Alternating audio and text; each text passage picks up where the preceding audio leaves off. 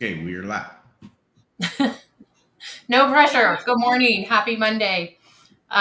You are here with Terry and Elisabeth Samuels of Solterra and SEO University and SEO Spring Training Digital Marketing Conference. And whatever crazy idea Terry has to throw at us, we will do it because we are all in. So happy Monday. Good morning. Welcome. Tech Good Talk with T and morning. E. So, um, how are you doing this morning? I'm doing great. It is Monday, but it's okay. Mondays are not all bad. So it's nice and cool here in Phoenix. We're actually below 100, so that's Shut up. No way. always a Are we positive really? thing. Yeah, we're going to be like 99 today. I better get out a So hoodie or something, right? I know exactly. Got a cold front moving in. Oh my So gosh, it's 91. I know. So it's pretty Wow. crazy. So but yeah, otherwise everything's good. I've started doing a little mini video thing on social media, so that's been I fun. saw one. I haven't watched them all. I don't know how many you have posted yet. How many do you I have out posted there? the second one this morning. So the first Okay. one was about the digital conference, and then the second one today's was I'm gonna do probably five or six around internal linking and siloing and stuff like Well, that's very important. that. I would tend to agree. So, Yeah. anyways, you guys like our YouTube channel, share with us all that good stuff that everybody asked you to do. So So we're trying. what are the four things that you should be asking for? Do you remember?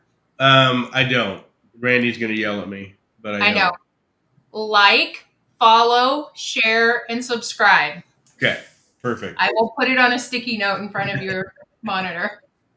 Okay, yeah, that's for sure. So, anyway, so we talked about this morning what we wanted to kind of talk about. And we'll talk about a few things, but I think the coolest thing that we kind of talked about was, more on your side of the fence, as far as the web design world and all that kind of jazz. We talk about SEO all the time and marketing. But what do you think what do you tell us a little bit about your side of the world? So, My what side of the that world. is. So I would honestly say that I am not like normal when it comes to like web design, web development, probably because I've been heavily influenced by you.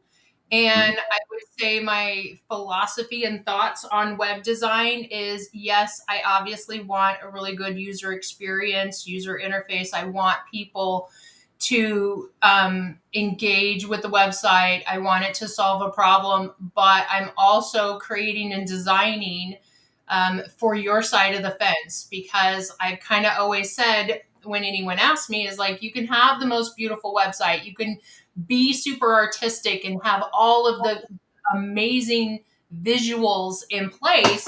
But if the client is not ranking, if the client's business is not scaling and increasing from the website, then it doesn't hold a lot of value. Yeah. So I look at, I know this is great. I look at site structure. I look at URLs. I look at a little bit of the linking. Like I don't do a lot of the linking, but I am cognizantly aware of what is going on under the hood, your foundational stuff, because I look at trends. I do. I'm kind of a font junkie. I have a ton of fonts. I love fonts. They're super fun and super cool. Those play more into the graphic side of everything because I do logos and brochures and business cards and stuff like that for a few select clients, and that's my playtime. It's fun, but when it talks about and it's cyclical. If anyone Mhm. in design would definitely pop in and give me your feedback, I'd love it. But I do see a lot of cyclical things. Like first it's minimalist, then it's maximalist, and I've seen some people love motion design. Terry does not love movement on a page, so if you're the type of person that puts a lot of animations and movement, that's the first thing that he wants to kill because it irritates him. And tell me, like, what does Google think about like some of the crazy design things, some of the animations and stuff? Does it like it? Does it not like it? What do you see?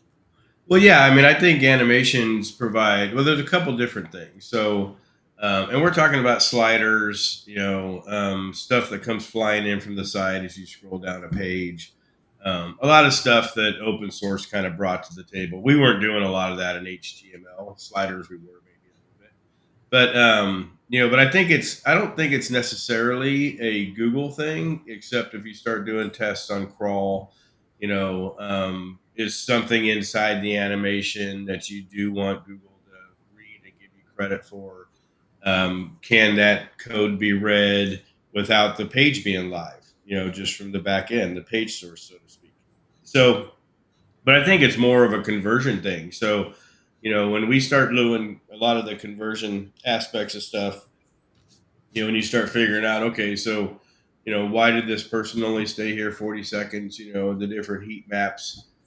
We know, and through our testing, found out a long time ago, people don't sit there and watch a 6 slide slideshow.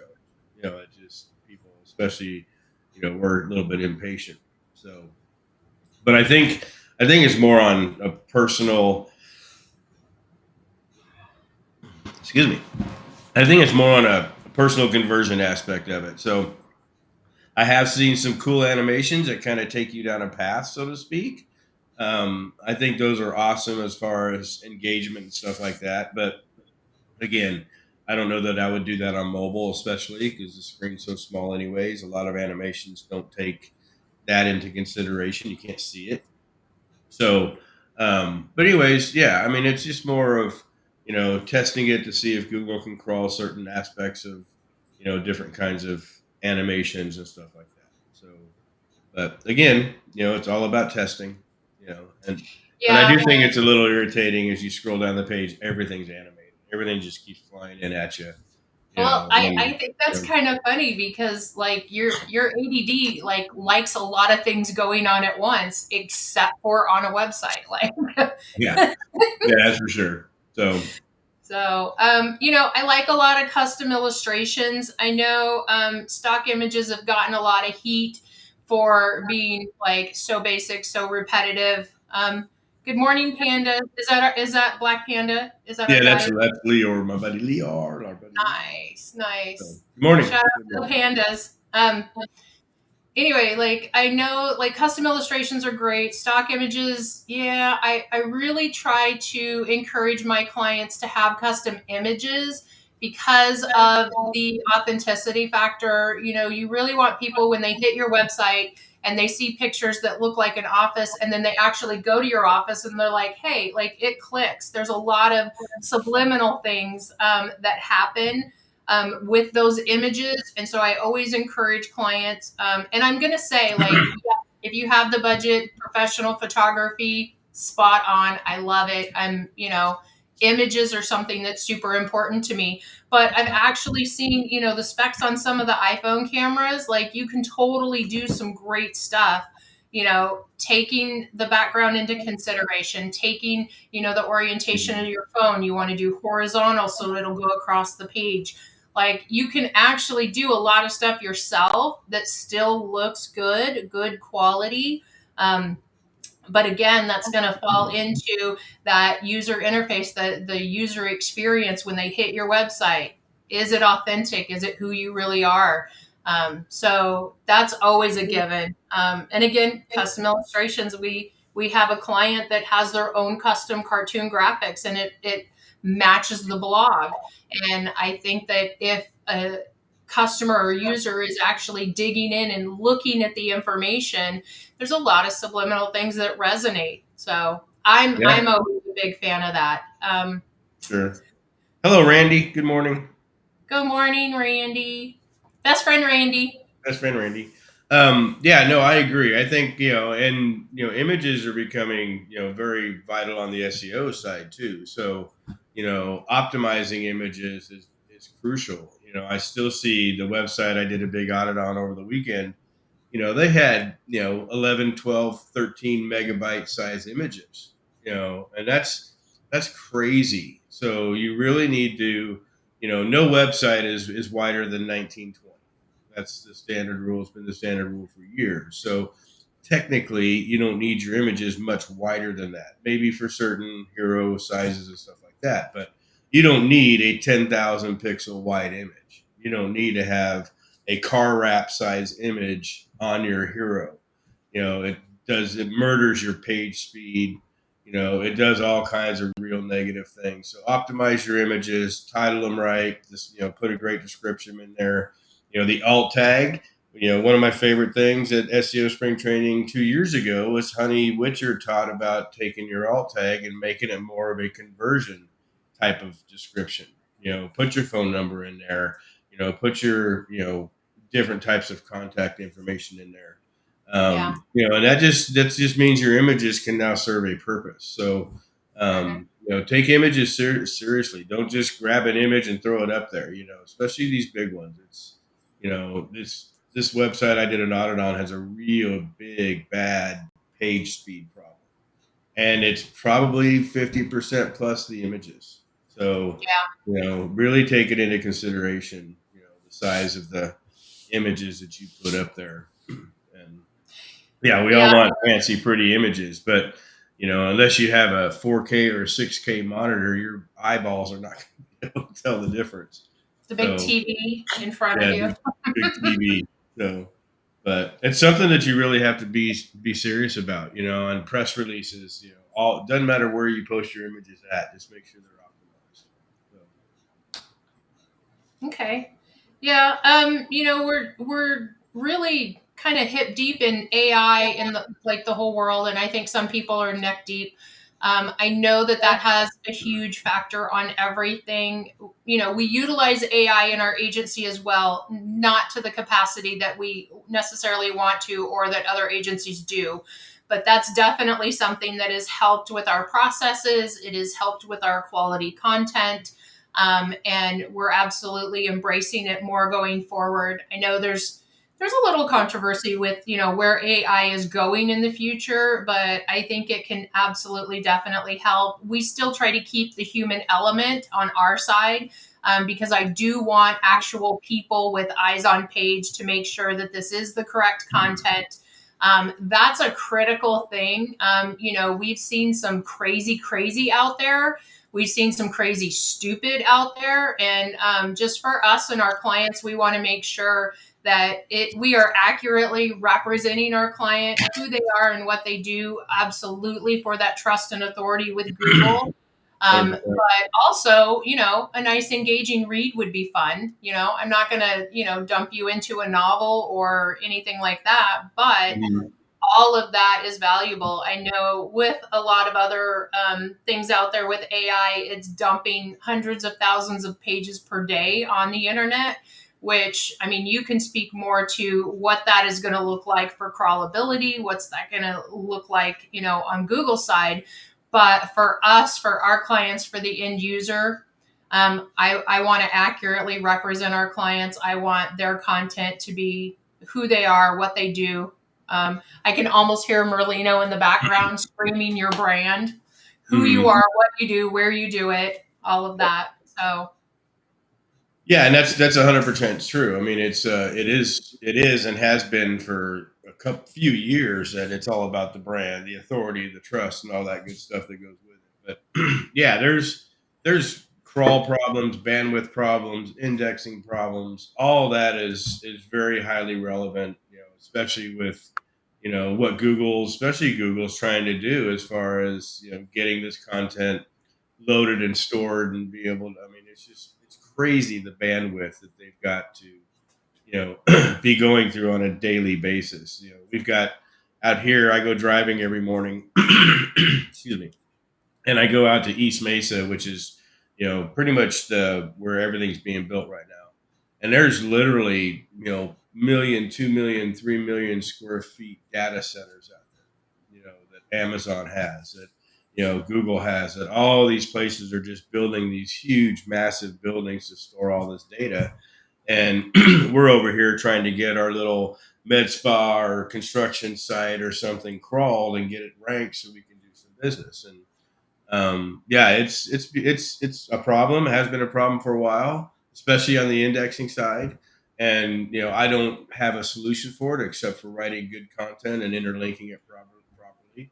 Backlinks definitely help, but then backlinks take longer now to get noticed. So, where we used to get a backlink and be able to see that movement, good, bad, or indifferent in 30 days, now it's more like 3 to 4 months.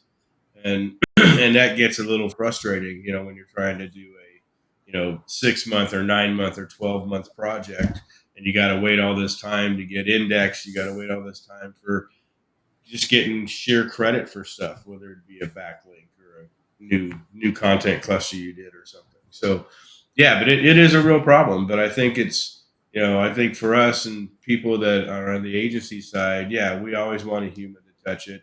We always want to make sure the interlinking is all manual. We don't do any automated interlinking because I want to make sure that it's as best it can be, so to speak, to provide the most value. But yeah, So my it's AI on the content side is just going crazy right now. So So my question is if you're seeing like a delay in indexing in backlinks, what about just regular pages? I mean, with all of the amount of content and everything that's being put out on the internet, is that slowing everything down? And well, I think it is, and I think obviously bigger sites get crawled more often. That's for sure, compared to your little plumber site in Dallas. That's been the case forever. I don't think it's more of a crawl thing than it is an indexing thing. So, I mean, if you keep an eye on Search Console, our famous area, pages crawled, not indexed. That's an important thing to pay attention to. Number one, which pages are they that they crawled and didn't index, and then number two, why didn't they get indexed? Where and the biggest thing that we're seeing lately is that there was really nothing wrong with the page itself. It was just a sheer bandwidth problem that Google just didn't index it. So when we go back and we do the validate fix, and then we see which ones they approved and got indexed, and we have a new batch of ones that didn't get indexed. So yeah, it's a constant problem, and I think it's good content, content that answers queries and questions. If you're not writing for people also ask and queries that Google's giving you credit for, you're not writing good content. So okay, you or your client or anybody else says, "Oh, I know what keywords I want to rank for. I know what content I need to write." Without checking what actually humans are doing to find that content. I think and we're still seeing it today. We're still seeing people writing 1, 2, 3, 4 blogs a month, just for the sheer fact of, hey, client, I did the 4 blogs that I promised you every month, without any real intent or real strategy behind those blogs. So I think it's one of the things I keep going with our clients and our company is that when we do finally get the crawl, we want Google to crawl the stuff that we want. So we want our sitemap to be set at last modified. We want to make sure that the content that Google's getting ready to crawl is interlinked properly. So the crawl can keep happening. Because if it hits a 404 or if it hits a broken link, I don't think that it skips that and continues on. I just think it leaves. So, especially nowadays. But I think that if you just be smart about content, make sure that you're writing content that people are actually want to see and want to read and want to interact with is huge. And then video I think is probably where we're going to be heading very heavily very soon. So we've always been big on doing personal videos, and we have the videos from all of our conferences and everything. But the biggest thing is that videos on pages now, to keep people on the page longer. We're a video country. We would rather watch a 2 or 3 minute video than read a 2 or 3 minute article. So, so let's do both. Let's put a video up there and the transcription, so we can get credit for both. So, I think video is where we're headed next. As far as I don't know how much on the AI side, which is kind of one of the things I'm excited about the digital conference, because there's a couple people there that are going to show us how to automate videos. But I just think introductory videos, you know, review videos, referral videos, all these different videos that we can do, we can monetize even. I think is a next play. So. Well, I would say for my side of it, I want videos because of the connection. I want, like, say you have a business and you do like an introduction video. This is who we are, this is what we do, that kind of thing. That's going to resonate with people. Like, and I know AI is hot and popping and everywhere, but I'm still thinking about the end user. I'm still thinking about the client and the customer that hits that website, sees the business.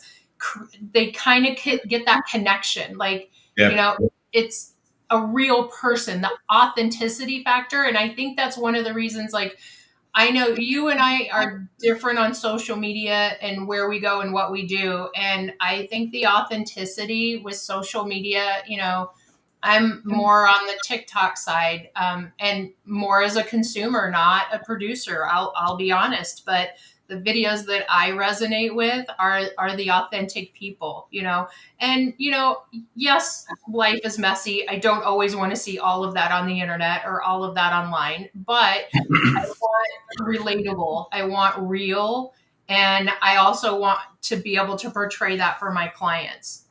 Yeah, I agree. I think and and we're still new to the video game. So as far as producing videos, we've been ranking videos forever, obviously, but I think when you start about producing content, and that's what it's all about nowadays. And social media is, at least from what we've been researching the past few months, is it's becoming the catalyst for almost every business. That sure, search is great and it's important. Organic keywords, organic traffic, all that stuff's worth dollars when you go to get your company evaluated or whatever. But the social media side nowadays is awesome. To get your brand out there, to get your products, your service. Social media is the platform to where people don't realize they need your services. When they sit down to a keyboard on Google, they have an idea of what they're looking for. They're typing something in. To where Facebook, especially retargeting in social media, but Facebook will be the ones that you're scrolling around, and because you searched on Google for Las Vegas, now all of a sudden you have all these Las Vegas hotels showing up with all these specials in front of you. That's powerful. I can't tell you how many times Elizabeth and I have done stuff because we were remarketed to, or we were talking about something, and all of a sudden these things are showing up in our feed. Crazy ass spies out there. But but the whole idea is that that's where people are at. That's where customers are at. We belong to a Facebook group here for Gilbert. When we moved to Gilbert, we didn't know much about where we moved to. It's a new town for us. We knew a little bit about it, but not living there, and so we joined a Gilbert group. This Gilbert group is where we go to get find a landscaper, or find a pest control guy, or all this stuff. Is in this group, and that to me is interesting and kind of scary, just because of you have a lot of marketers in there that as soon as they say something, hey, where can I find a carpet cleaner, and all of a sudden they're out there pushing Boom. Everybody in the in that whole group. And crazy. you know, So now you got these 100 replies about things, and you're like, okay, where do I go? And I just saw one yesterday. They're asking health things in there. Hey, has anybody ever had this health? And I'm like, so now you got a bunch of strangers being doctors and giving medical advice, and I'm like, okay, a well, little that's weird for me. scary. That So, I mean, that right there. Like, yes, I get that we are an instant gratification society. We mm, want answers now. Like the yeah, idea of scheduling an appointment for 2 or 3 days in the future, if you can get in that soon, and going and sitting and talking to a doctor and having faith and trust that the doctor's not bought out by the pharmaceutical company and is just going to treat the symptoms and not actually get to the root cause. That's like a whole other rabbit hole we can jump into. But yeah, people want answers quickly, and a lot of people are looking to AI. I mean, that right there, talking about like medical and combining it with AI, we know people in real life that are utilizing AI for medical diagnosis, that are really digging deep. And I think that that's just a reflection of our society. We don't want to mm, wait for answers. those Gen Xers of us have trust issues. Like, okay, how do I know that that's the right answer? How do I know that you know what you're talking about? So Yeah, that's exactly. a whole other 5 rabbit holes. Yeah, and it is it is something, but we kind of like, keep our hand on the pulse. We're all about getting our clients to up there in the AI summaries and the AI results and all the different things that we're doing. And I get people that'll ask me all the time about stuff like that. And excuse me, I won't go into too much of it today, but just do really good SEO, or really good marketing. Marketing nowadays or SEO nowadays is more about everything. It's more about social media and those connections and sharing the content and having the interlinks back and the traffic and referral traffic that Merlino talks about. Referral traffic is something that you have to pay attention to.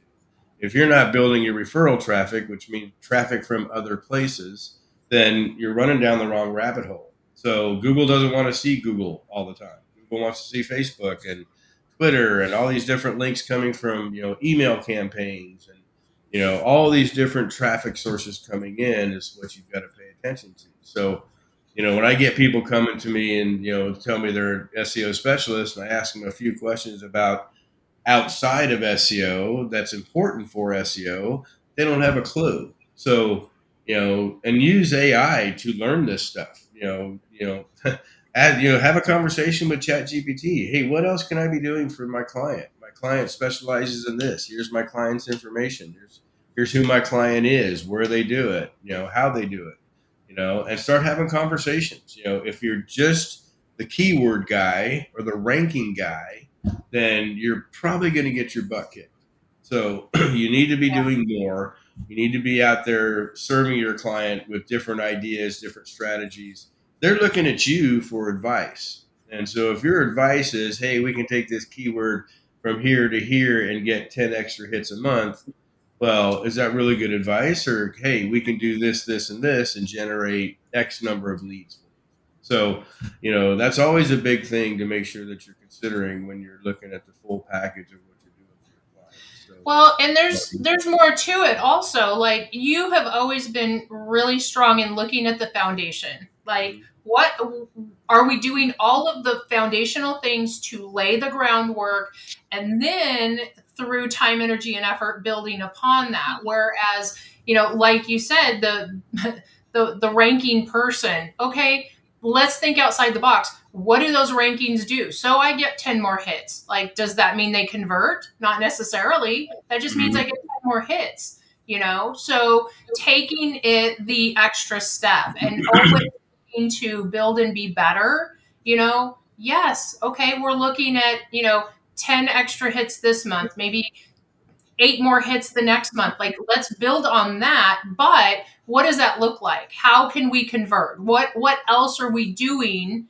to send signals and all of that? And again, now the conversation is all turned back to SEO when we started talking web design, because I still think that is the main important key. Yes, a beautiful website. Yes, I want it to be physically and visually appealing. I want it to give the end user the content that it's looking for, to give them the answers they're looking for.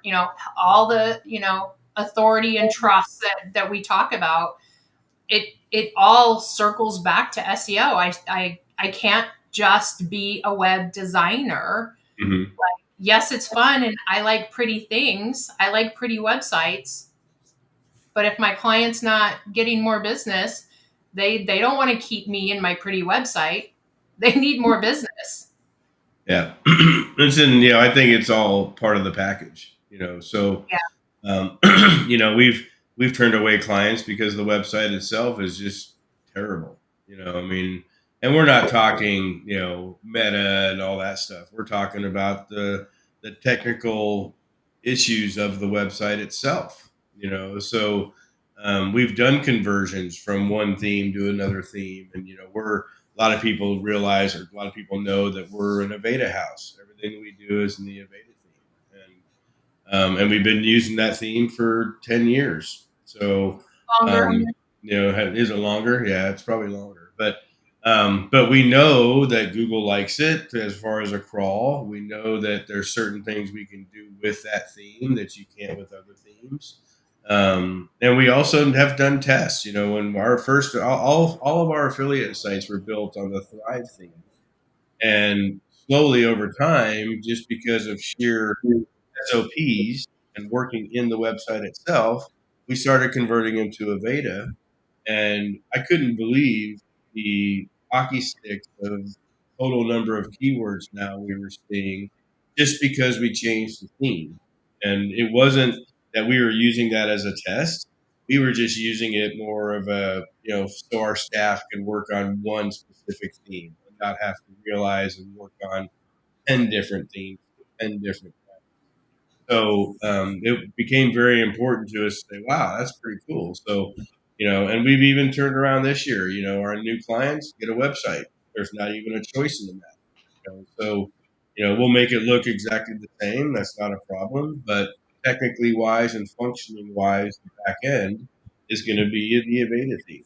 And we're pretty adamant about that. So, but you also have to think about that's what happens when you look at things hand in hand. When I get a project and I'm looking at the basic audits that we do to see if I even want to take it on, and there's, 17 H1s, and, you can tell a web designer didn't have any clue of the world of search. And so those are struggling things to run into, especially if the website's older, if it's been that way for a couple of years, so it's always something to keep in mind, and realize that your website's your hub of your entire online digital business.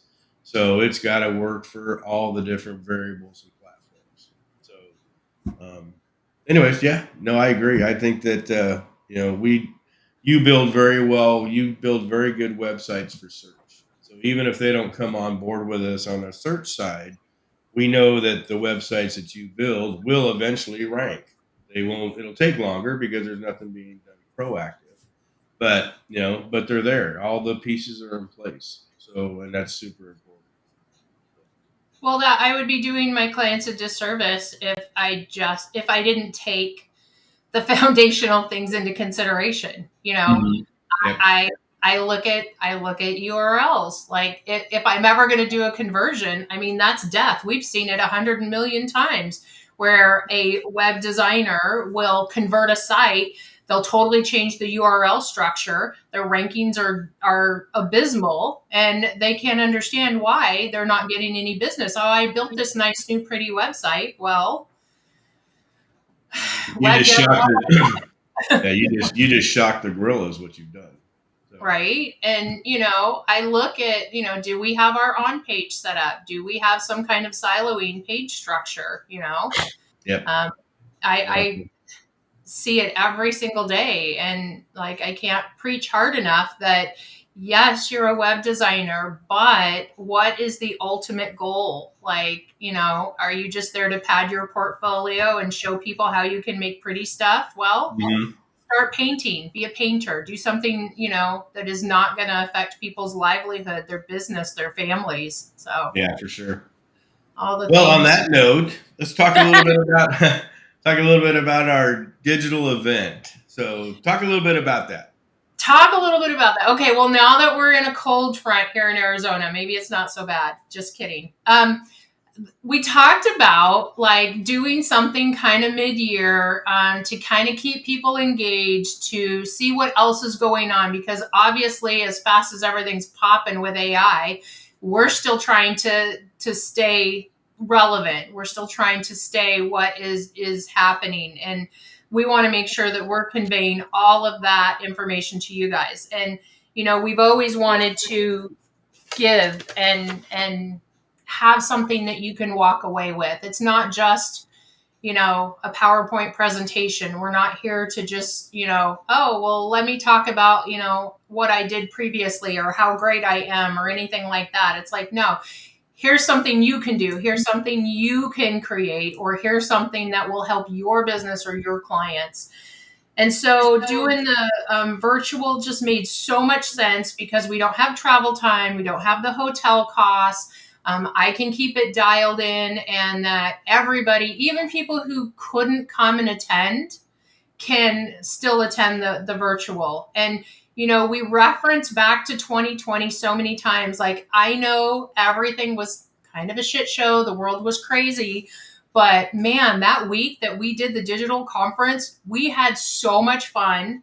We enjoyed it so much, and I just want to share that with everybody. I want everybody to come hang and have fun and learn stuff and do stuff. So our Yeah, I mean, it's virtual just hours, it's yeah, good stuff. virtual happy hours are a blast.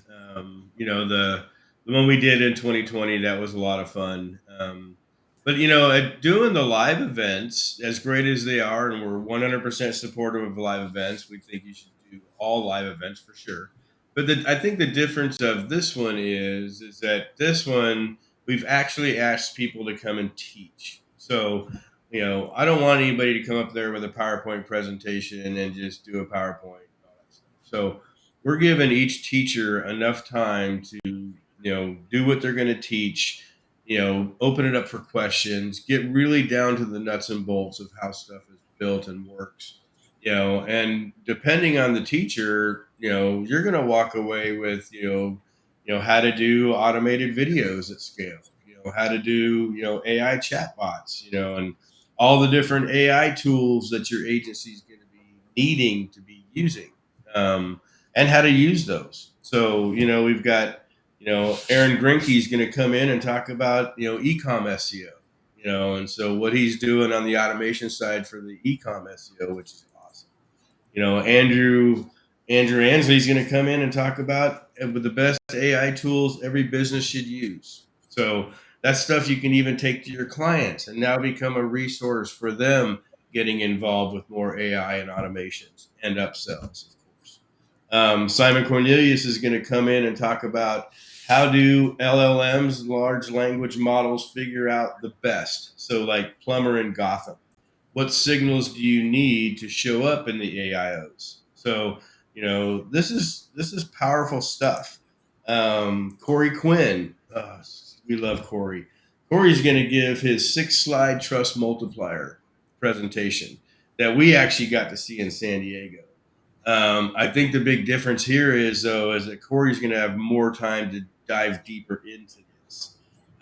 It literally blew our minds when we saw this, on the sales side.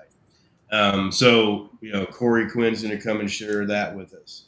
And I think Jason, he's just doing that for the VIP. Is that correct? I'm not sure yet. We're going to figure all that out in the next couple of days. So there's 3 things. There's the tech day, the VIP day, and then the on stage day. Right now, the on stage days are 2 days. But Elizabeth and I are kind of kicking around a 3rd day, which would be that Saturday. So, but either way, it's going to be pretty incredible. But we're going to get the schedule together and finalize. I'm waiting for a few more teachers to give me their topics. And topics like this change all the time. I mean, it's crazy. We're still about 5 weeks out, and the topics are probably going to change because AI is changing that fast. Automations are changing that fast. So it's pretty crazy to watch. So yeah, Jason Guy is going to talk about how he does audits for Google Ads. I think Google Ads is one of those things that'll probably never go away because it's Google's main income source. So let's look and see how can we audit them? How can we make them better? How can we get a lower cost per click and get more functioning leads that way? Daryl Osborne, one of my schema buddies, he's going to talk about the brand beacon method, how to signal trust with maps, sheets, and schema. So pretty friggin' cool. So again, these teachers are bringing stuff that you normally probably wouldn't get on stage at a live event just because of sheer time. It's tough, being on stage for 45 minutes and then giving, an actual product that somebody can leave and either go make money with or help them become more efficient or whatever. So, super cool that, that this is falling into place this way. And I mentioned when we first announced this that we get asked all the time, can you do something online? Can you do something virtual? And this is the first year we decided to do it just because, we do know that there's a lot of people around the world that follow us. There's a lot of people around the world that would love to come to our live event, and we do encourage you to come to the live event. It's a blast. But we also understand, so this way we scheduled it from Tuesday through Friday right now. And again, we might add the Saturday, but it is going to be recorded. The big difference between the recordings in this way is the recordings are virtually ready that night. So, everybody will get an email, and, you'll be able to go to the recording. So if it's, late at night, or you have another meeting or whatever, you're not going to have to miss anything. So, but yeah, so it's like I said, the topics are still coming in. I've got a few more out there I'm waiting for, but we'll get the schedule up on the web page, and then we'll get everything announced. The tickets are for sale now. There's a link down there below us. It's the SEOspringtraining.com/digital. And that's going to give you all the different packages, so to speak. So we have a general one, which is just the 2 days main stage, so to speak. And then we have the tech day and the VIP day. We really encourage you to get into the tech and the VIP. That's where you're going to get to actually build products that you're going to be able to use. You're still going to get some great things on stage, stuff that you're going to be able to use and learn and utilize. But I think the difference is in the tech day and the VIP day is, Cato brings in something that's pretty off the wall and crazy. Dan Kurtz, same way. There's just so many different things that are going to happen on those 2 days. But anyways, reach out to Elizabeth and I if you have any questions, if you want to see something, if there's something that you've always wanted to learn, I can reach out to the group and say, hey, is anybody doing this? Because this is in my mind the best AI automation crowd out there. I follow a lot of them, and there's a lot of great people out there that are doing some really cool things. But they also have to be willing to teach it, and teach it and make sure that you're not holding back, so to speak. Give it all the nuts and bolts. Help us Well, build it. like one of the really big hot things from the live event was Hurt coming out with his Zagio and building live in the breakout room. And he did that on Thursday, and by Monday that site he built was ranking. Yeah. I mean, that's some crazy stuff. If you want to do some automated AI websites instantly, those are the kind of things that you can do, and that we're so excited about our network and our team and our group of people that do amazing, brilliant things. Yeah, for sure. So yes, definitely reach out, get your tickets, because we are going to limit this, even though it's virtual. We also got to remember that if we have 500 people trying to learn from one teacher, that might be a little bit overwhelming for the teacher itself. So, we are going to limit these things to make sure that people that are in the groups and in the event can actually be able to get their questions answered, get their concerns, the what if scenarios. This is the event to do that. So, plus with Well, the after hours stuff, the after hours happy hour, we're going to do an actual virtual VIP dinner, which should be pretty cool. yeah. Pretty neat. I'm still working on the logistics for that, but Yeah. with the tech part, with some of the actual builds, there's going to be prerequisites. You're going to have certain softwares and stuff. We'll have all that information available ahead of time as we get that from the teachers, and so it's actual shit. It's not just a theory or maybe try this and stuff like that. It's let's dig in and let's do this, so Yep, 100%. And that's what that's why we're so excited to bring this. And this is one of the things that we enjoy doing. We like introducing our network to other people and the new people that we have in our network now. It's a fun thing to do, to be able to share the stuff that we want to learn also.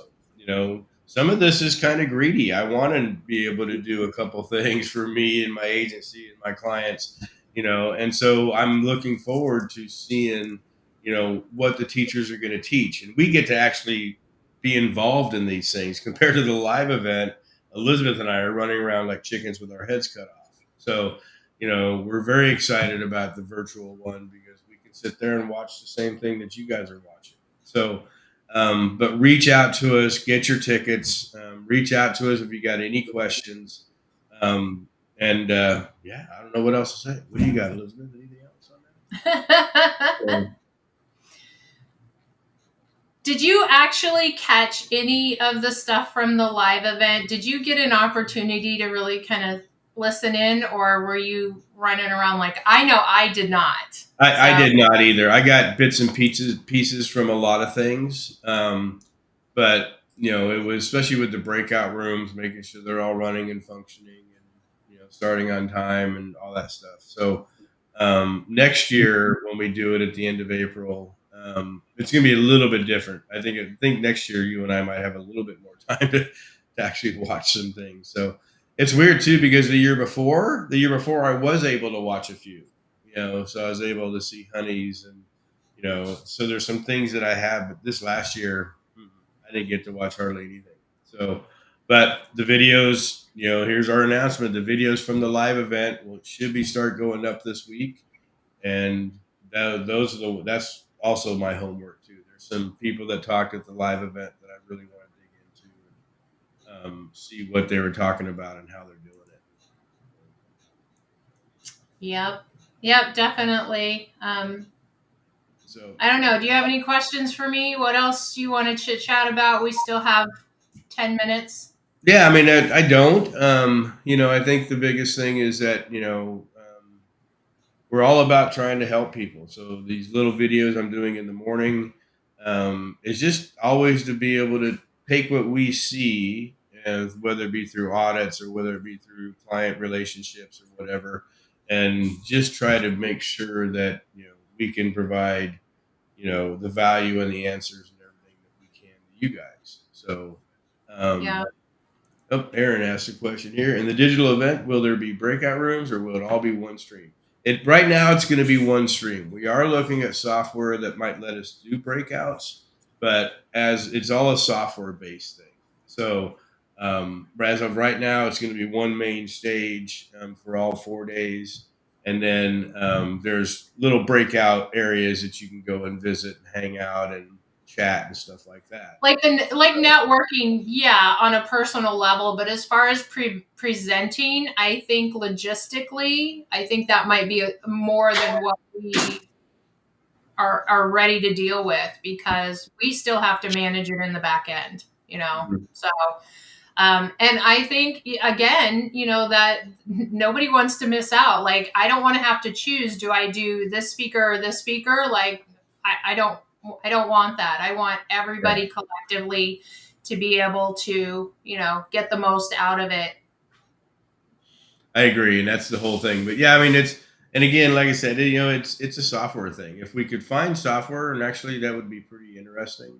If we could find some software that actually did that, that might be something to look at. But yeah, for this event, the main stage for the actual teaching, and then there's little breakout lounge areas that you can go and hang out in between time and stuff like that. So the main happy hour, after the after events will be in the main room, and everybody will open it up wide open so everybody can just talk and chat and do that type of stuff. So it's pretty cool. The software that when we did this in 2020, it's different software than we had in 2020, but it was really I don't know, it was entertaining. It was fun.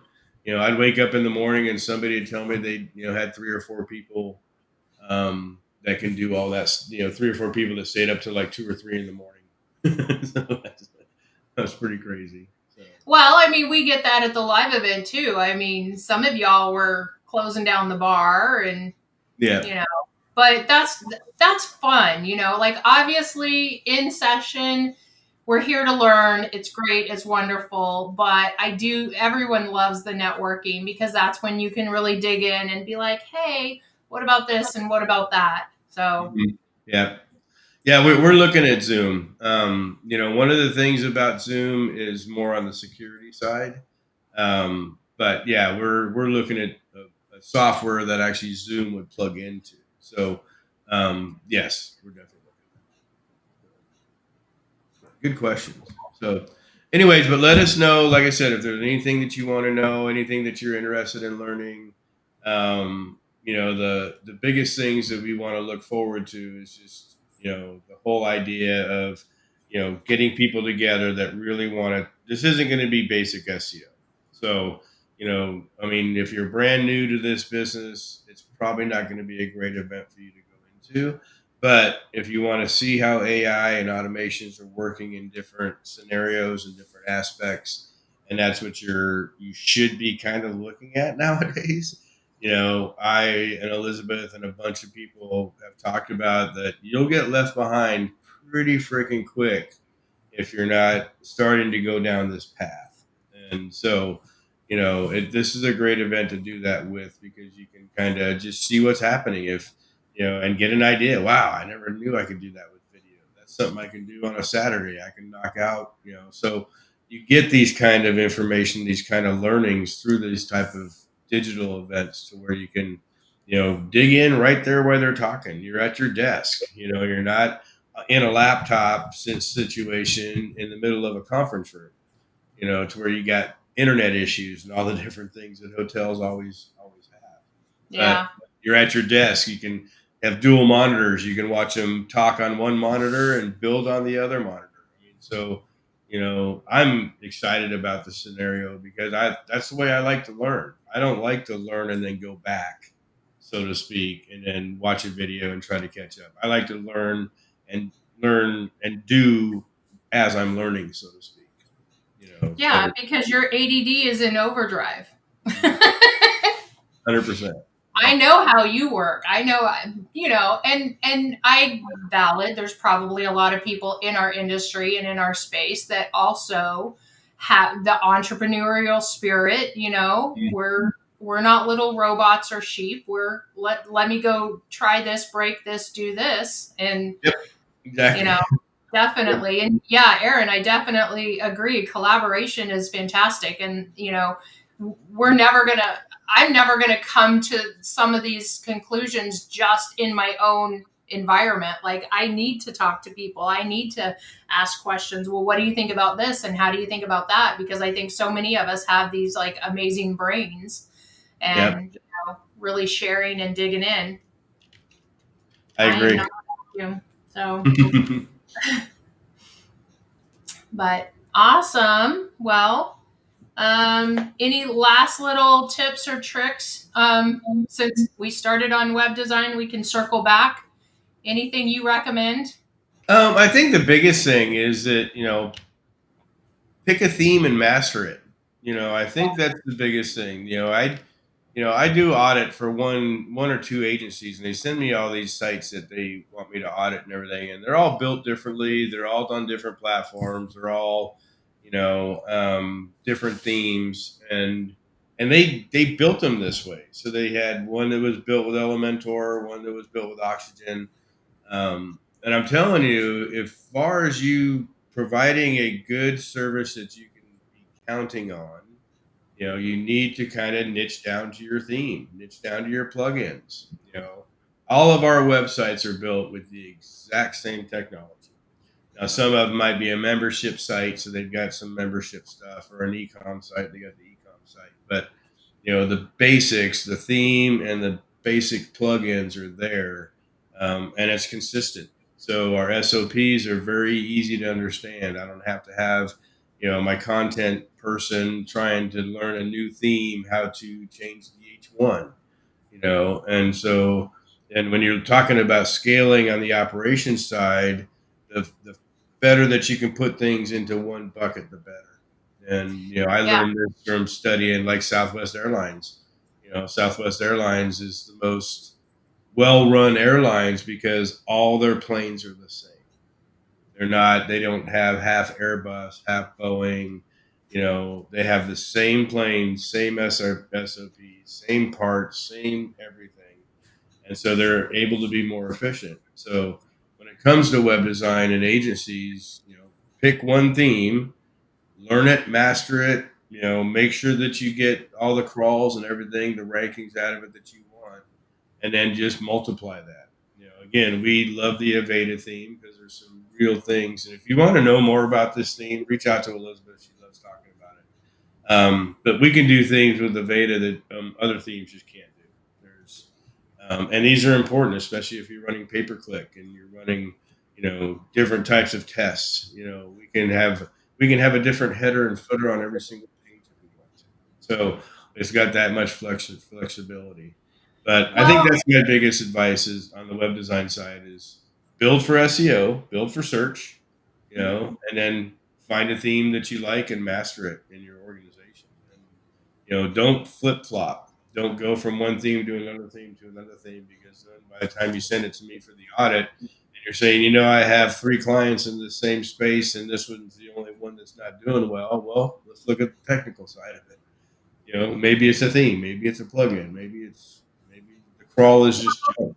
So and I would say one of the reasons why I love this theme so much, I am like the biggest cheerleader when it comes to Avada, is because in the beginning, when we first started our business, I thought, well, as a designer developer, like I should be a little more well rounded. I should know more of the things. And I would get in and I would try to use a different theme and I would get so super frustrated. Yes, I completely understand the concept of open source. Anybody and their brother can be a developer, and there is no consistency in the development as far as like, the back end and everything. So I get it and I understand it, but I could literally build in a weekend on Avada what it would take me weeks to build on another theme because I didn't know all of the intricacies and all of the in and outs. I also look at it from a standpoint for my customers. I had a client come to me that it had one theme and it had a builder and it had this and it had that and it had all of these extra software and it ended up into $500 a year in recurring costs for that client that they had no idea. yeah, And for me, I look at like if I have a small business, especially a small, like I have nonprofits, I have, mom and pops, and they don't necessarily can absorb those software costs every year. So for me, Avada is a one time with lifetime updates. Yes, you may have some added expense with some of the plugins, and I do not I don't begrudge any SaaS for making money. Like I legitimately, it's valid. I get it.